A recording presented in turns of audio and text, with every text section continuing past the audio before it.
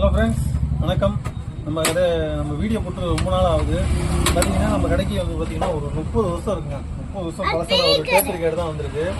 இது வந்து made in Japan, நம்ம இந்தியாவோடது இல்லை. இங்கே பார்த்தீங்கன்னா தெளிவாக கொடுத்துருக்காங்க.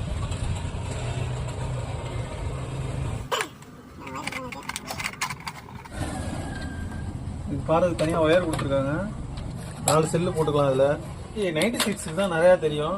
இப்போ 2K கிட்ஸ்லாம் இதை பார்த்துருக்க வாய்ப்பு இல்லை. பார்க்காதவங்க வந்து பார்த்துங்க. இதில் என்னென்ன ஃபீச்சர் இருக்குன்னு ஒன்று ஒன்றா பார்த்துருவாங்க. இப்போ நம்ம ஏரியல் கொடுத்துருக்காங்க.